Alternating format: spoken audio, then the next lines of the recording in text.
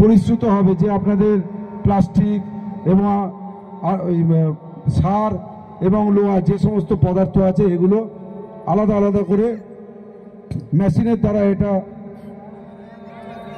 বাইরে চলে যাবে এবং যে প্লাস্টিকের রাস্তা হচ্ছে এই প্লাস্টিক দিয়ে সেই রাস্তার কাজে লাগবে এবং এখানকার মাটি যেটা হবে সেটাতেও রাস্তার কাজে লাগবে। অর্থাৎ আমাদের যে ভাগাড় আছে সেখানে প্রচুর ময়লা স্তূপ হয়ে গেছে এবং সেইখানে বাউন্ডারি ওয়ালের জন্য অলরেডি 2,36,00,000 টাকা দিয়েছে এবং আমাদের ঐতিহাসিক শহর বাংলা বিহার উড়িষ্যার যে 3টি গেট এটাও আমরা মেরামত করছি মুর্শিদাবাদ পৌরসভার পক্ষ থেকে। আমাদের এমপি সাহেব 15 লক্ষ টাকা দিয়েছে। এছাড়া বহু উপহার রেডি আছে। শুধু আমরা চাই আমাদের মানবিক মুখ্যমন্ত্রীর যে স্বপ্ন এই স্বপ্ন এবং পিছিয়ে পড়া মুর্শিদাবাদ শহর আর পিছিয়ে থাকবে না।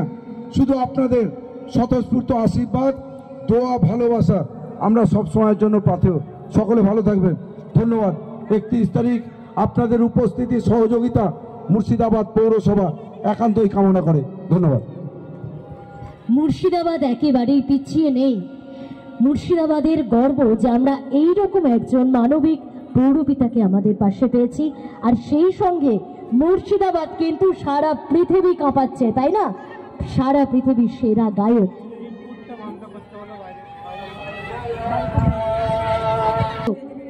তিনি কিন্তু আমাদের এই শহরের ছেলে।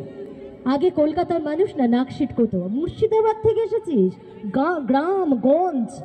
এখন আমাদের এই মুর্শিদাবাদ কিন্তু রাজ করছে, রাজ। আমাদের মুর্শিদাবাদের এই লালবাগের মাটিতে এই কদিন আমরা এত সুন্দর সুন্দর অনুষ্ঠান দেখলাম, ছোট থেকে বড় এত প্রতিভাময় শিল্পীরা আমাদের এখানে আছে। আসুন দেখে নি কলামণ্ডলমের নৃত্যানুষ্ঠান।